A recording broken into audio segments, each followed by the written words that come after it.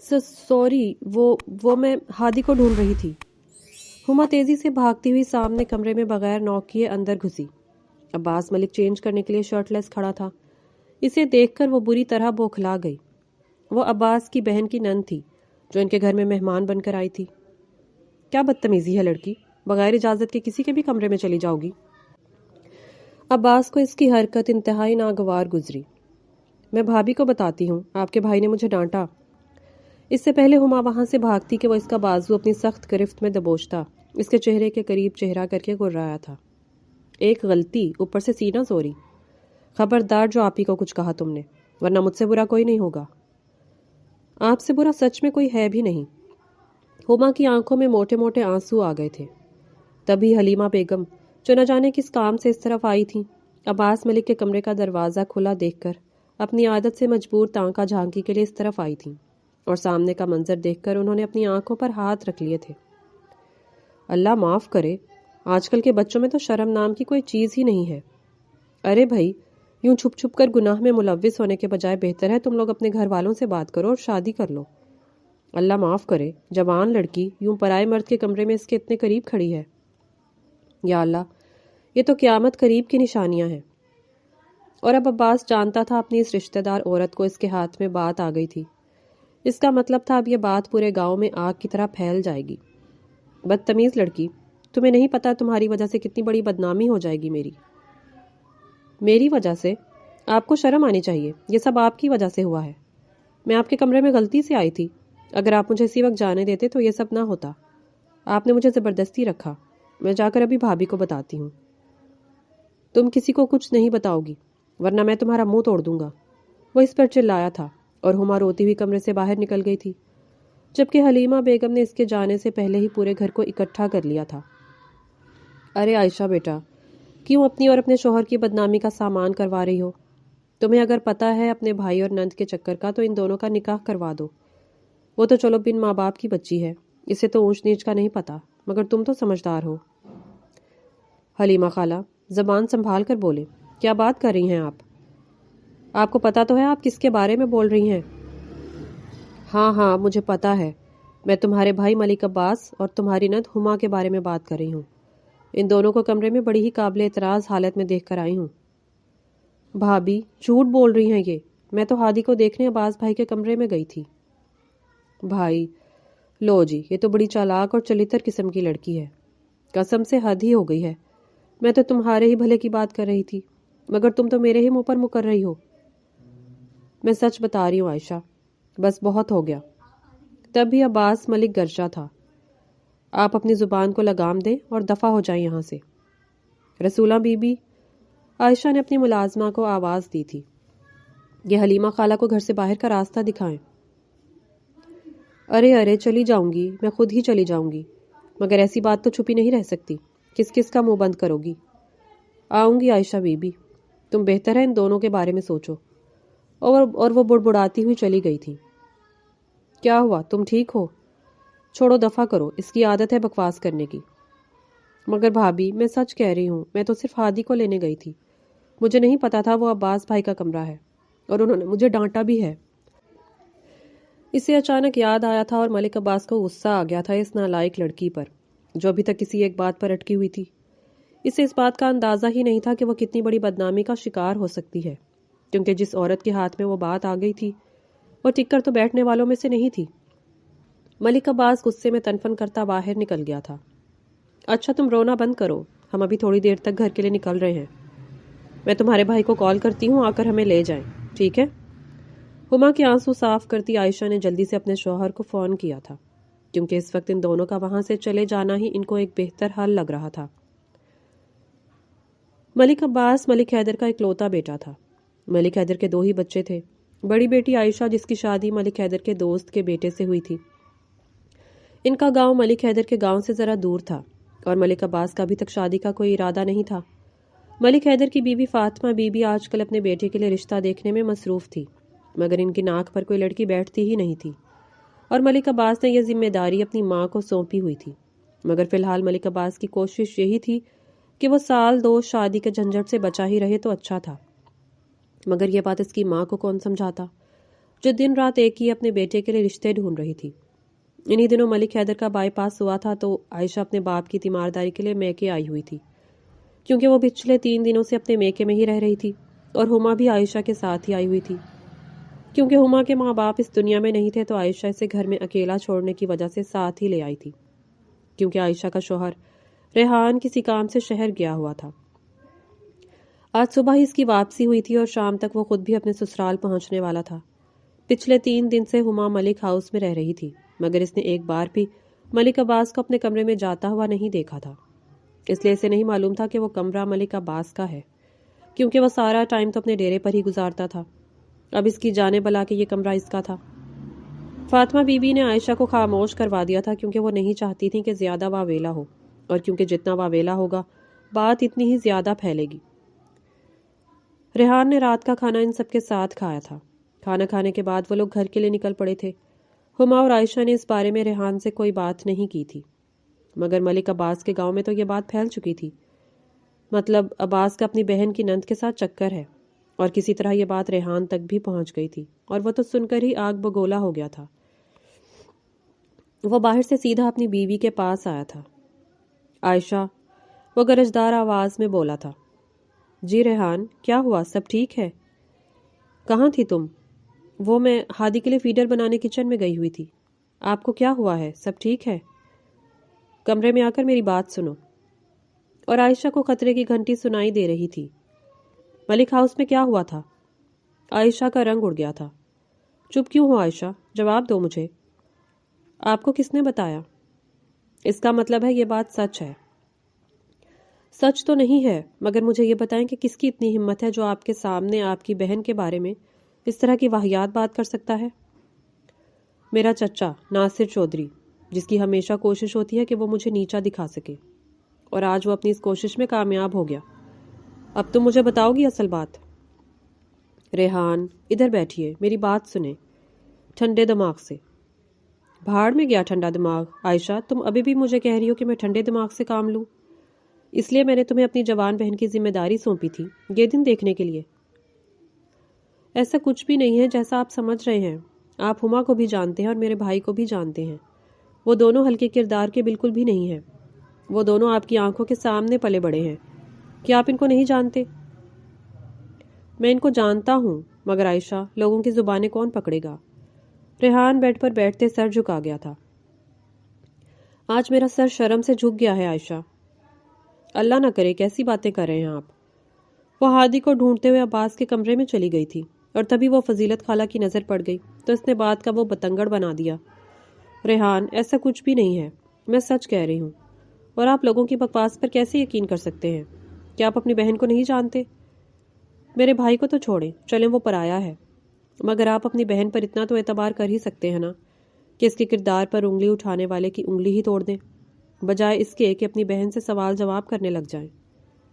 میں اس کی بھابھی ہوں، ابھی چند سال ہی ہوئے ہیں مجھے اس گھر میں آئے ہوئے، مگر جیسے ہی خالہ نے ہنگامہ مچایا میں نے ذرا بھی ہما سے اس لہجے میں بات نہیں کی، نہ اسے محسوس ہونے دیا کہ مجھے اس طرح کی فضول باتوں پر یقین ہو سکتا ہے۔ مجھے پتا ہے ہما ایسی نہیں ہے، اور مجھے یہ بھی پتا ہے کہ میرا بھائی بھی ایسا نہیں ہے، تو آپ کو کیوں اعتبار نہیں ہے؟ مجھے اعتبار ہے اپنی بہن پر، مگر آج جس طرح ناصر چچا نے مجھ سے بات کی، میرا دل چاہ رہا تھا میں اس کا سر تن سے جدا کر دوں۔ بہنوں کا ذکر 4 دیواری سے باہر سننا کس قدر اذیت ناک ہے، یہ مجھے آج پتا چلا ہے۔ عائشہ نے آگے بڑھ کر ریحان کو گلے سے لگایا تھا اور ریحان کے بالوں پر اپنا بوسہ دیا تھا۔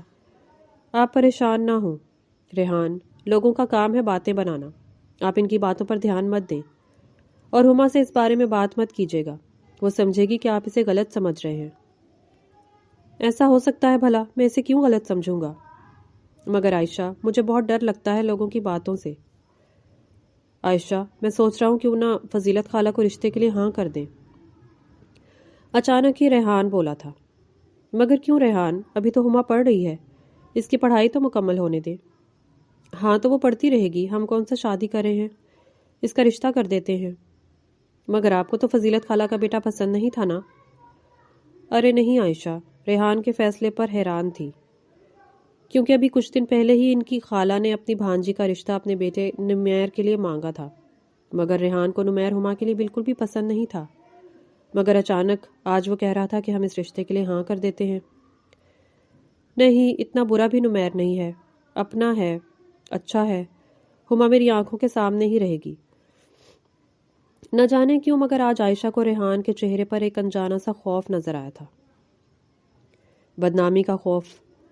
باہر کھڑی ہما نے یہ ساری باتیں اپنے کانوں سے سنی تھیں، اس کے لیے وہاں کھڑے رہنا دو بھر ہو گیا تھا۔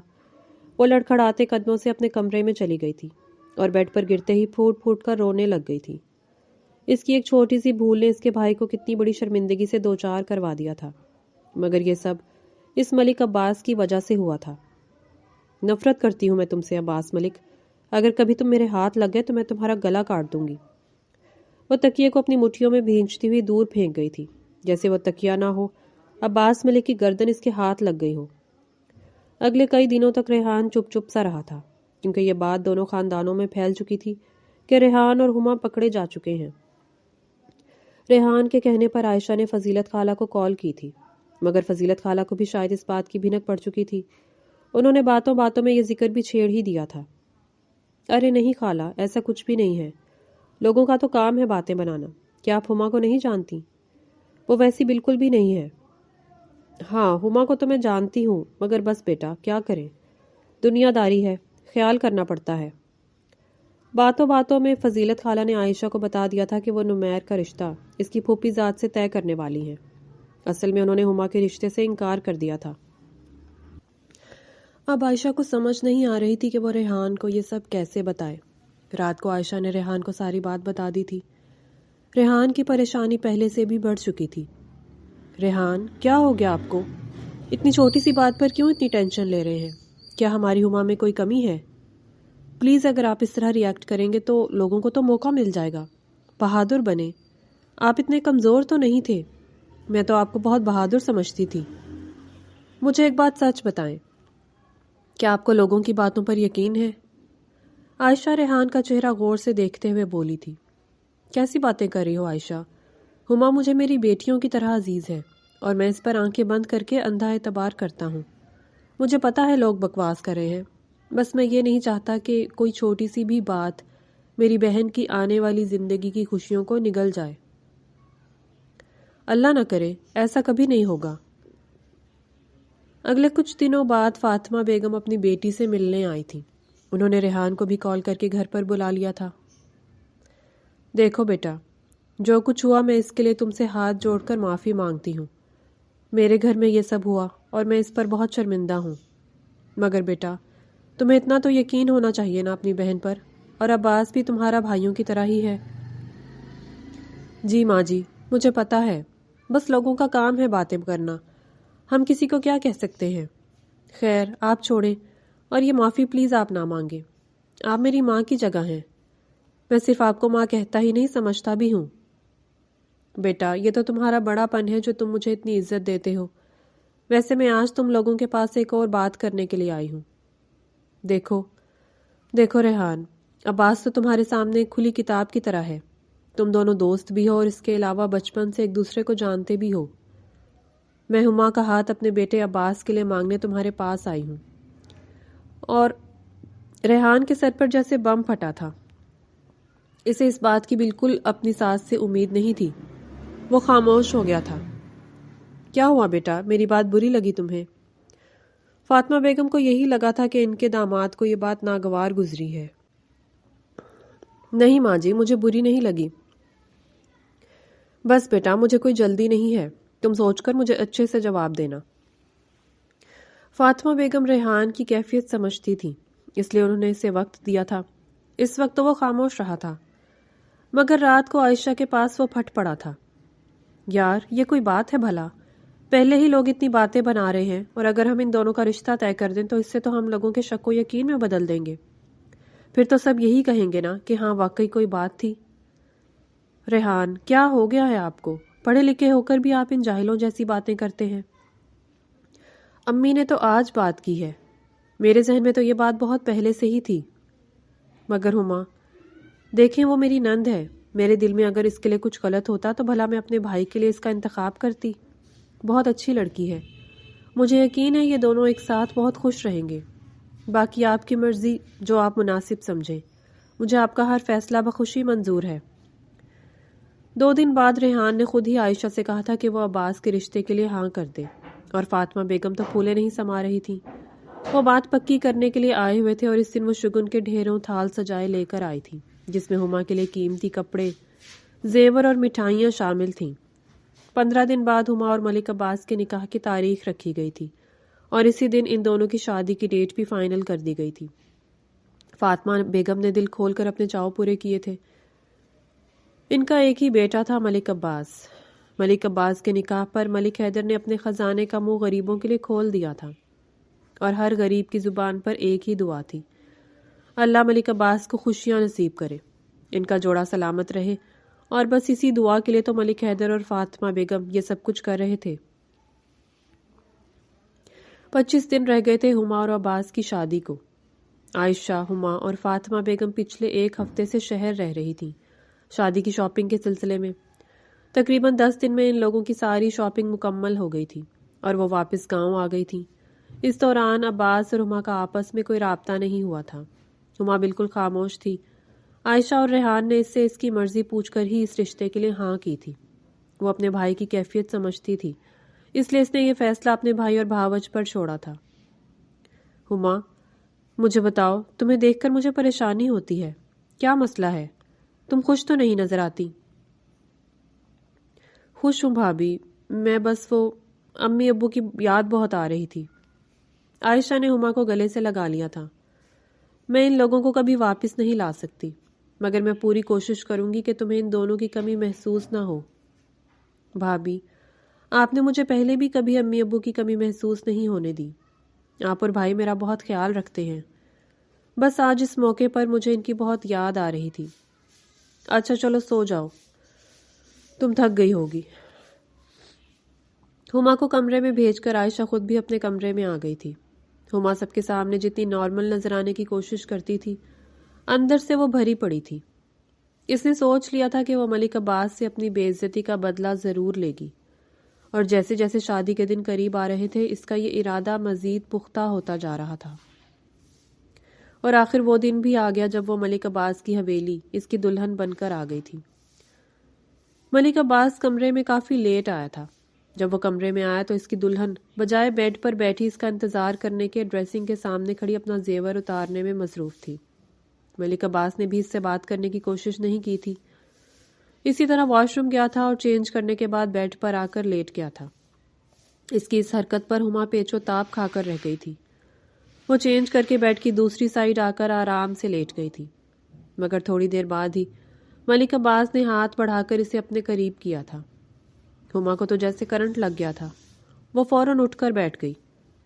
یہ کیا حرکت ہے؟ دور رہے مجھ سے۔ یہ کس طرح بات کر رہی ہو تم مجھ سے؟ ملک عباس کے ماتھے پر بل پڑے تھے۔ اسی طرح جس طرح مجھے آپ سے بات کرنی چاہیے۔ تم ہوش میں تو ہو؟ ہاں، میں ہوش میں ہوں۔ مجھ سے 10 فٹ کی دوری پر رہیے گا، ورنہ میں آپ کو چھوڑوں گی نہیں۔ کیا کرو گی؟ ملک عباس کو رتی برابر اس کے غصے کا فرق نہیں پڑا تھا۔ آپ کی وجہ سے میرے بھائی کو کتنی بدنامی کا سامنا کرنا پڑا، آپ کی صرف اس گھٹیا حرکت کی وجہ سے۔ خود کو کوئی توپ چیز سمجھتے ہیں نا آپ؟ دوسروں کی بہنوں کی کوئی عزت ہی نہیں ہے آپ کی نظر میں؟ دیکھو، اس دن غلطی تمہاری بھی تھی، میری غلطی نہیں تھی۔ غلطی ساری آپ کی تھی۔ ایک تو آپ نے اس دن مجھے ڈانٹا، اور اوپر سے آنسوؤں کا گولا ہما کے حلق میں اٹک گیا تھا۔ عباس اچھی طرح جانتا تھا کہ یہ مسئلہ صرف اس دن ڈانٹنے کا تھا، بھائی کی بدنامی کو تو یہ درمیان میں لا رہی تھی۔ عائشہ کی زبانی وہ ہما کے بارے میں اکثر سنتا رہتا تھا۔ ریحان نے اسے بہت لاڈلا رکھا ہوا تھا۔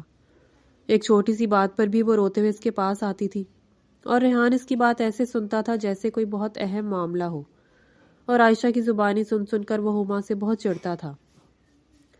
ہاں تو تم نے بھی کہا تھا کہ تم بھابھی کو بتاؤ گی، اور بھابھی تمہاری مجھے ڈانٹتی، اور اگر یہ بات تمہارے بھائی کو پتہ چلتی تو اس کی وجہ سے میری بہن کو مسئلہ ہوتا۔ میں نے صرف اسی لیے کہا تھا۔ نہ جانے کیوں مگر ملک عباس فرصت سے بیٹھا اس کے ساتھ جرح کرنے لگا تھا، اور اسے مزہ آ رہا تھا اس گفتگو میں۔ میرے بھائی ایسے بالکل بھی نہیں ہیں، بھابھی سے بہت پیار کرتے ہیں، آپ کی طرح وہ کھڑوس نہیں ہے۔ اتنا کہتے وہ اٹھ کر صوفے پر چلی گئی تھی اور اس پر ملک عباس کا میٹر گھوما تھا۔ ہما، واپس بیڈ پر آؤ، تم صوفے پر بھی میری پہنچ سے دور نہیں ہو، شرافت سے آ کر بیڈ پر سو جاؤ۔ وہ سخت لہجے میں بولا تھا اور وہ اٹھ کر بیڈ پر آ گئی تھی۔ عباس کروٹ بدل کر دوسری طرف منہ کر کے سونے لگا تھا، مگر ہما وہیں بیٹھی آنسو بہانے میں مصروف تھی۔ تم سو رہی ہو یا میں سلاؤں؟ وہ اس کی طرف رخ کرتا بولا تھا۔ سو رہی ہوں۔ وہ غصے سے منہ پھلائے لیٹ گئی تھی۔ اس کے چہرے کے تاثرات وہ دیکھ چکا تھا۔ مسکراہٹ چھپائے لائٹ آف کرتا سو گیا تھا۔ اگلے دن ان کا ولیمہ تھا جو کہ دھوم دھام سے منعقد ہوا تھا۔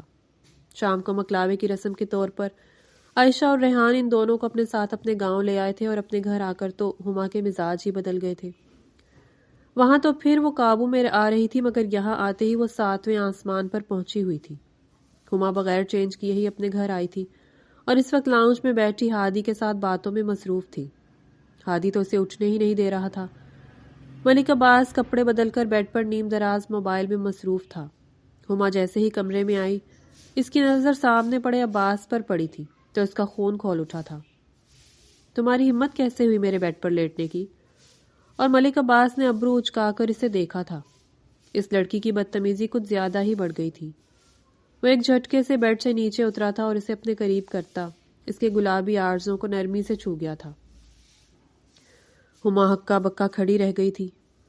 وہ مکمل طور پر ملک عباس کی گرفت میں قید تھی، جہاں سے رہائی پانا اس کے لیے ناممکن لگ رہا تھا۔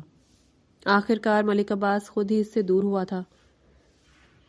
یہ وارننگ ہے تمہارے لیے، آئندہ اگر تم نے مجھ سے تو تڑاک سے بات کی یا بدتمیزی کی تو اگلا سٹیپ میرا کیا ہوگا یہ مجھے بتانے کی ضرورت نہیں ہے، اس لیے آئندہ تمیز کے دائرے میں ہی رہ کر مجھ سے بات کرنا۔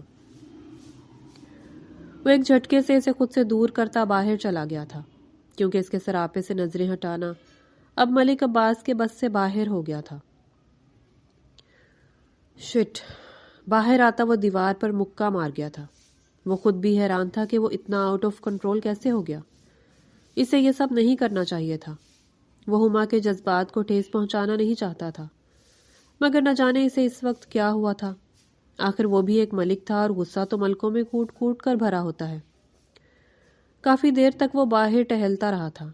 جب وہ کمرے میں آیا تو ہما کپڑے تبدیل کر کے سونے کے لیے لیٹ چکی تھی۔ وہ بھی چپ چاپ برابر آ کر لیٹ گیا تھا۔ صبح جب عباس کی آنکھ کھلی تو وہ آئینے کے سامنے کھڑی اپنے بال بنانے میں مصروف تھی۔ اسے دیکھتے ہی اس نے منہ پھلا کر دوسری طرف کر لیا تھا۔ وہ بیڈ سے ٹیک لگا کر بیٹھ چکا تھا۔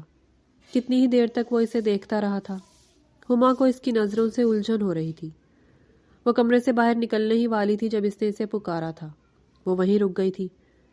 وہ بیڈ سے نیچے اترتا اس کے قریب آیا اور بولا، آئی ایم سوری، مجھے وہ سب نہیں کرنا چاہیے تھا۔ اور اس کی رات والی حرکت یاد آتے ہی ہما کا چہرہ سرخ ہوا تھا۔ وہ فوراً دروازہ کھولتی باہر چلی گئی تھی، جبکہ اس کے چہرے کے بدلتے رنگ ملک عباس کی نظروں سے چھپے نہ رہ سکے تھے۔ وہ مسکراتا ہوا واش روم چلا گیا تھا۔ 1 بجے کے قریب وہ لوگ گھر پہنچے تھے۔ اس وقت وہ ملک ہاؤس کے لاؤنج میں سب لوگوں کے ساتھ بیٹھے ہوئے تھے۔ ملک حیدر اور فاطمہ بی بی تو خوشی سے نہال تھے۔ ہاں تو بیٹا بتاؤ، ہما بیٹی کو کون سی جگہ پسند ہے گھومنے کے لیے؟ ملک حیدر ہما کے سر پر ہاتھ پھیرتے ہوئے بولے تھے، اور وہ ناسمجھی سے ان کو دیکھ رہی تھی۔ ہاں بھائی، تم دونوں کی نئی نئی شادی ہوئی ہے تو کہیں جاؤ گھومنے کے لیے، یہی دن ہوتے ہیں گھومنے پھرنے کے۔ فاطمہ بی بی ان کو دیکھتے ہوئے بولی تھی، نہیں چچا جان، اس سب کی ضرورت نہیں ہے۔ ارے بھائی، کیوں ضرورت نہیں ہے؟ اچھا ایسا کرو عباس، تمہارے چچا ناصر جتوئی کل ولیمے پر مجھ سے وعدہ لے کر گئے ہیں کہ میں تم دونوں کو ان کے گھر بھیجوں گا، کیونکہ ان دونوں نے تو تم دونوں کی دعوت کی ہے۔ تو ایسا کرو، کل تم لوگ اسلام آباد کے لیے نکل جاؤ، ناصر سے دعوت بھی کھا لینا اور ہما کو کچھ دن اسلام آباد بھی گھما لاؤ۔ جی ٹھیک ہے بابا جان، کل 11 بجے نکل جائیں گے۔ آپ ناصر چچا سے کہیں ہم کل رات کا کھانا ان کے پاس ہی کھائیں گے۔ مجھے ویسے بھی اسلام آباد میں 1-2 ضروری کام ہیں، وہ بھی ہو جائیں گے۔ کوئی ضروری کام نہیں ہے عباس، تم اپنی بیوی کو گھمانے کے لیے لے کر جا رہے ہو، نہ کہ اپنے کاروباری کاموں کے لیے۔ فاطمہ بی بی کو بیٹے کی بات پر غصہ آ گیا تھا، جو ہر وقت کاروباری باتیں کرتا تھا اور کاروبار میں ہی مصروف رہتا تھا۔ کیا ہو گیا اماں جان؟ کام بھی تو ضروری ہے اور یہ سب ساتھ ساتھ ہی چلتا ہے. آپ فکر نہ کریں، آپ کی بہو کا میں پورا خیال رکھوں گا. ہما کی طرف دیکھتا وہ اٹھ کھڑا ہوا تھا. اب کہاں جا رہے ہو؟ ایک دو ضروری کام ہے، وہ جانے سے پہلے میں نپٹا لوں، کیونکہ اسلام آباد گیا تو میرا واپس آنا ذرا لیٹ ہو سکتا ہے، اور یہ کام بھی ضروری ہے. اوف، یہ لڑکا ہر وقت کاموں میں کیوں مصروف رہتا ہے؟ ملک صاحب، فاطمہ بی بی میں شوہر کی طرف دیکھا تھا اور وہ ہنس دیے تھے. شکر ادا کرو فاطمہ، اللہ نے اتنا نیک اور فرما بردار بیٹا دیا ہے ہمیں، ورنہ آج کل کے لڑکے کہاں ماں باپ کی اتنی فکر کرتے ہیں. ہاں یہ تو ہے، میرا عباس لاکھوں میں ایک ہے، اللہ اسے نظر بد سے بچائے. اچھا ہما، جاؤ بیٹا تم آرام کرو، اور رسولہ کو میں بھیجتی ہوں، وہ تمہاری پیکنگ کرنے میں مدد کر دے گی. جی ٹھیک ہے. رسولہ نے ہما اور عباس کی پیکنگ کی تھی. کام مکمل کرنے کے بعد وہ کمرے سے چلی گئی تھی، جبکہ ہما تھوڑی دیر کے لیے سونے کے لیے لیٹ گئی تھی. اگلے دن وہ اسلام آباد کے لیے روانہ ہوئے تھے. پورا راستہ ہما بالکل خاموش رہی تھی. ملک عباس اس سے ہلکی پھلکی باتیں کرتا رہا تھا. ہما کا دل تو شادی کے چوتھے دن ہی بدلنے لگا تھا. وہ جو سمجھتی تھی کہ وہ عباس کی عقل ٹھکانے لگا دے گی، اب اس کا اپنا دل ٹھکانے پر نہیں تھا. عباس اس کی زندگی میں آنے والا پہلا مرد تھا، اور اوپر سے اس کی وجیح پرسنالٹی. ہما کو لگ رہا تھا جیسے وہ ملک عباس کے سحر میں جکڑی جا چکی ہو. پورے راستے وہ گمسم سی بیٹھی آئی تھی، اور دوسری طرف ملک عباس سمجھتا تھا کہ وہ اس کے ساتھ آ کر خوش نہیں ہے، اس لیے وہ اتنی گمسم سی ہے.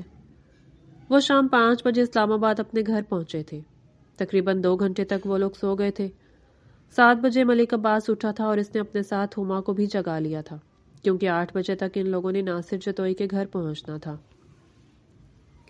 ہما نے سفید رنگ کا سوٹ پہنا تھا. دوپٹہ سر پر اوڑھنے کے بعد اس نے بڑی سی شال اپنے کندھوں پر پھیلا لی تھی. اس لک میں وہ اتنی باوقار لگ رہی تھی کہ وہ سیدھی ملک عباس کے دل میں اتر رہی تھی. وہ اس کے سراپے سے نظریں چراتا اس کے قریب کھڑا ہو کر بالوں میں برش کرنے لگا تھا، اور اس کے بعد پرفیوم سپرے کرتا گاڑی کی چابی اٹھاتا باہر نکل گیا تھا. پیچھے ہی ہما بھی اس کے ساتھ نکلی تھی. تقریباً 11 بجے وہ دعوت سے فارغ ہو کر گھر واپس آئے تھے، اور ہما اتنا تھک چکی تھی کہ وہ گاڑی کی سیٹ پر ہی سو گئی تھی.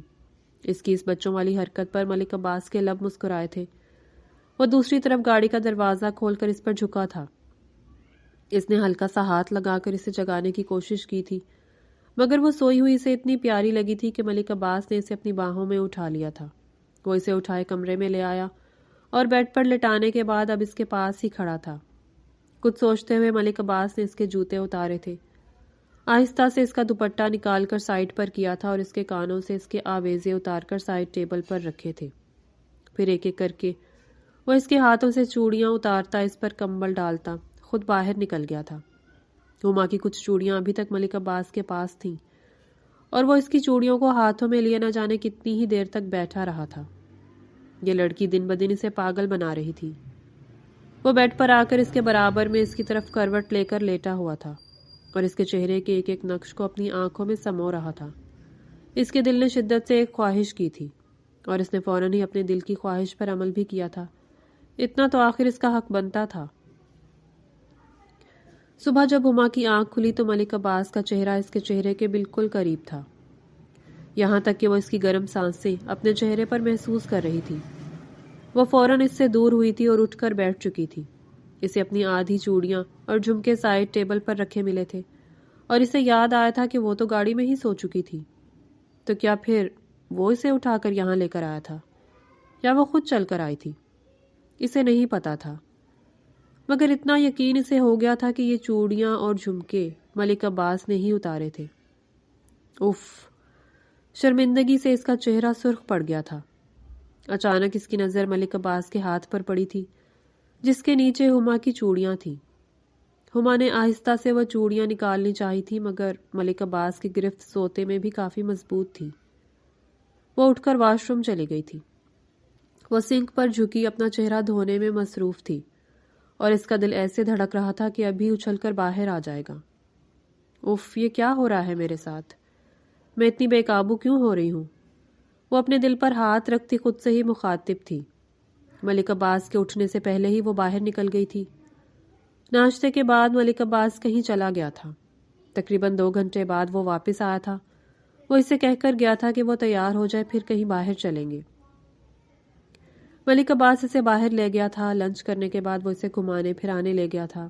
رات کا کھانا کھانے کے بعد وہ لوگ گھر واپس آئے تھے۔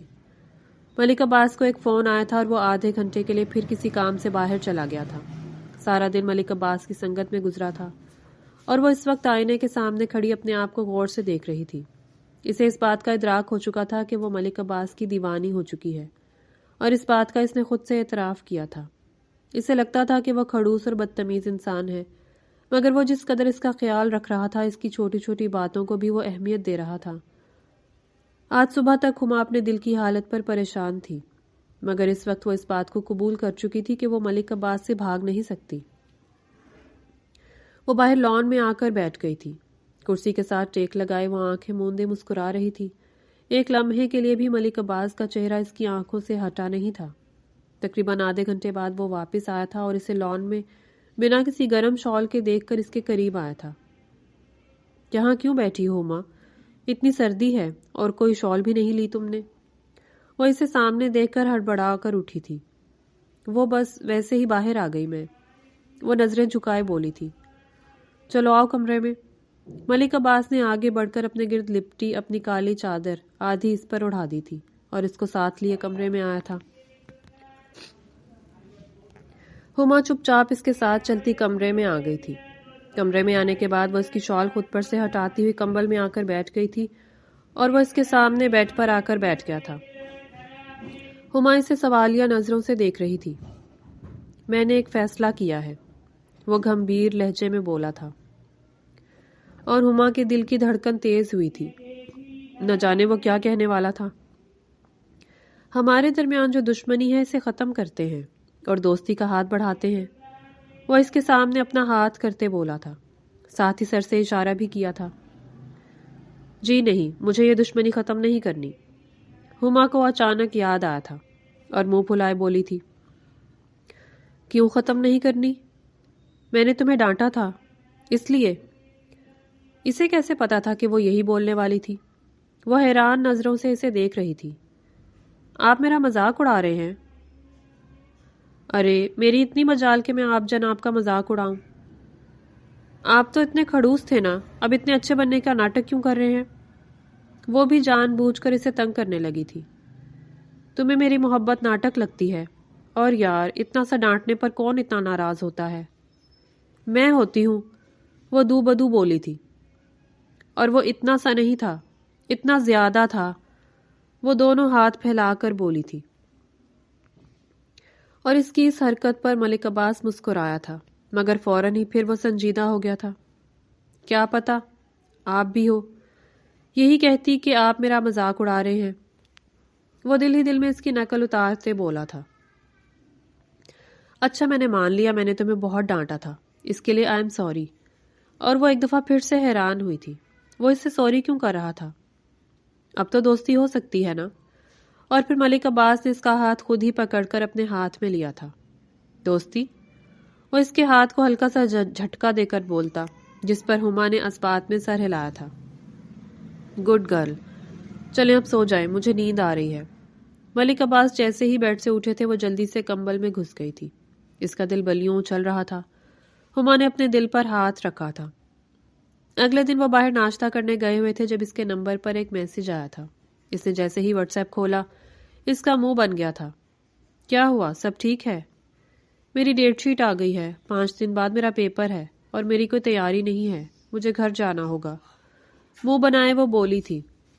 اتنا اسلام آباد کا اچھا موسم چھوڑ کر اس کا جانے کا بالکل بھی دل نہیں چاہ رہا تھا، مگر پیپر تو دینے تھے۔ اگلے ہی دن وہ گاؤں واپس پہنچ گئے تھے۔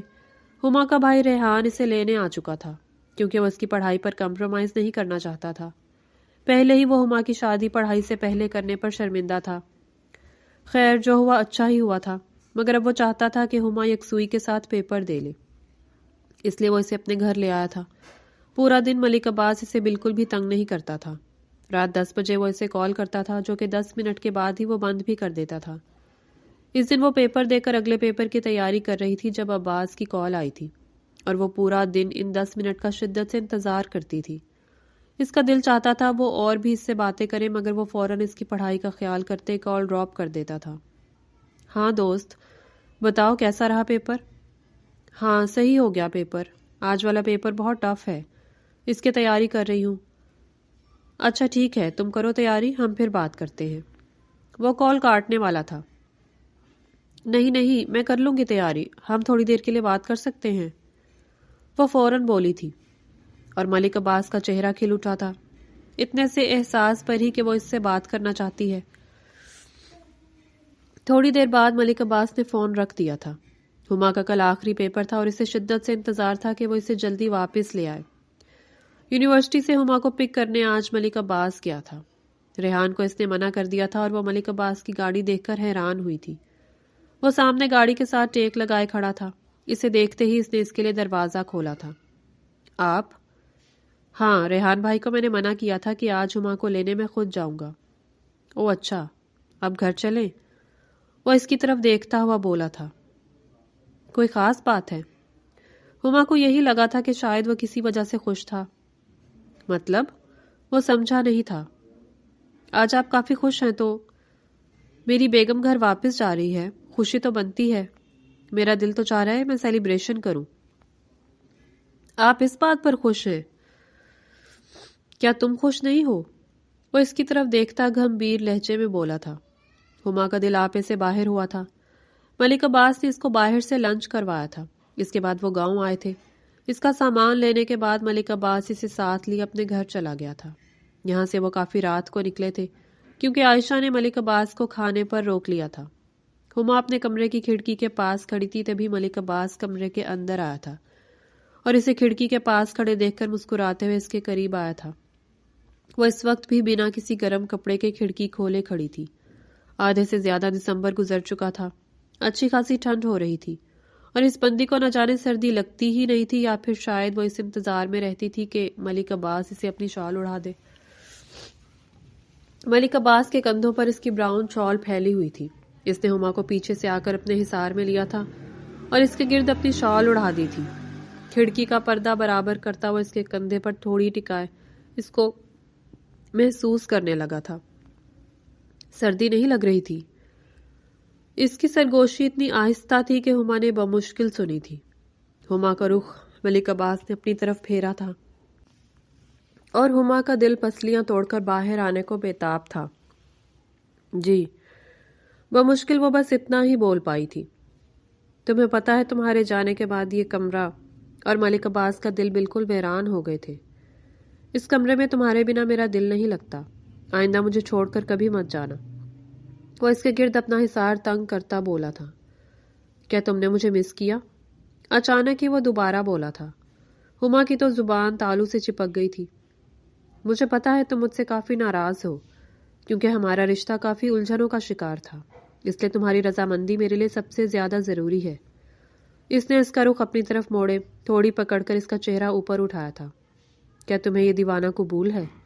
ایک لمحے کے لیے ان دونوں کی نظریں آپس میں ملی تھیں اور دوسرے ہی لمحے ہما اس کی بے باک نظروں کا سامنا نہ کرتے ہوئے فوراً نظر جھکا گئی تھی اور اس کے لب مسکراہٹ میں ڈھلے تھے، اور اس کے اس دل فریب اقرار پر وہ اس کی پیشانی کو چومتا اسے اپنے سینے سے لگا گیا تھا۔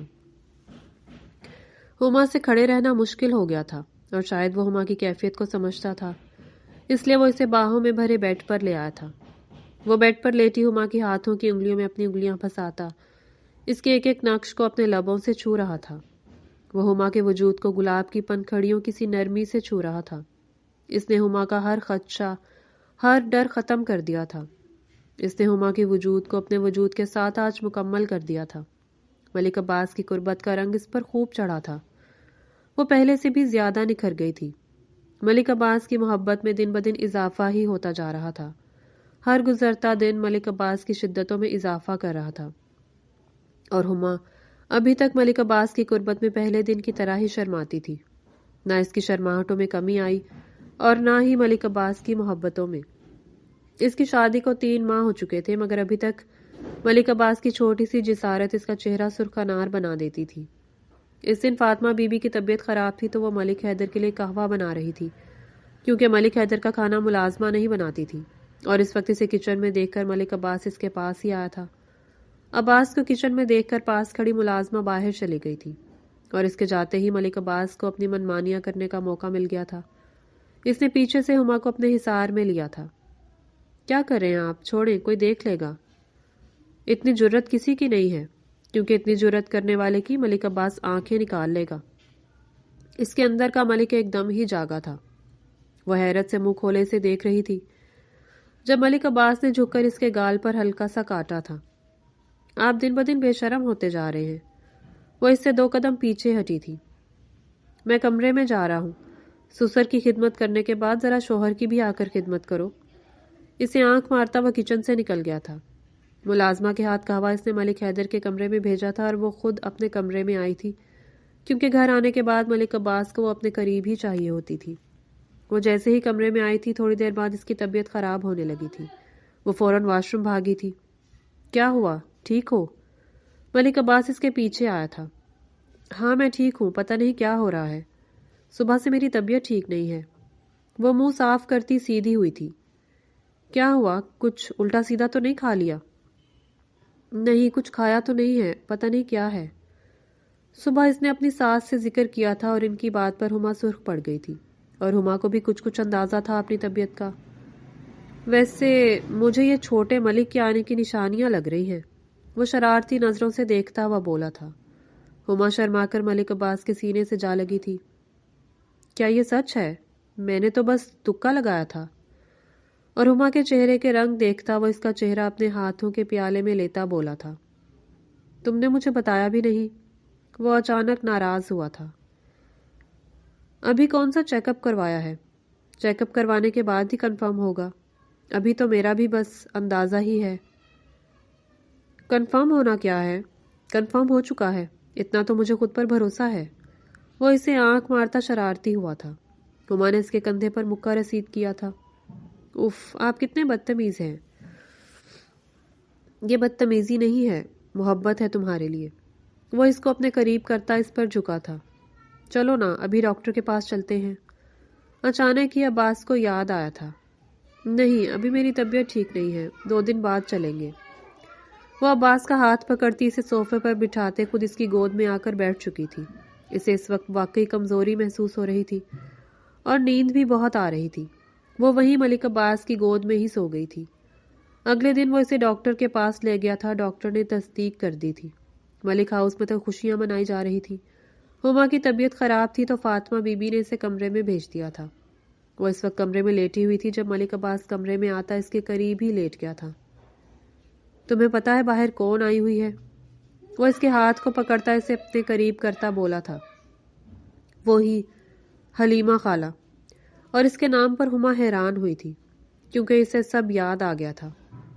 ویسے یار، ہمیں اس کا احسان ماننا چاہیے، اس کی وجہ سے ہی آج ہم ساتھ ہیں، اور اب تو ہمارا تیسرا پارٹنر بھی آنے والا ہے۔ وہ ہما کے پیٹ پر ہاتھ رکھے بولا تھا، جس پر ہما مسکرائی تھی۔ بالکل، اور اس وقت ہمیں کتنا غصہ آیا تھا اس پر۔ ویسے ہما، کیا خیال ہے اگر ابھی وہ ہمیں اس طرح دیکھ لیں تو وہ کیا کہے گی؟ وہ مسکراتا ہوا اس کی طرف دیکھ رہا تھا۔ توبہ توبہ، آج کل کے میاں بیوی میں تو شرم حیا نام کی کوئی چیز ہی نہیں ہے۔ وہ اسی کی نقل اتارتے بولی تھی،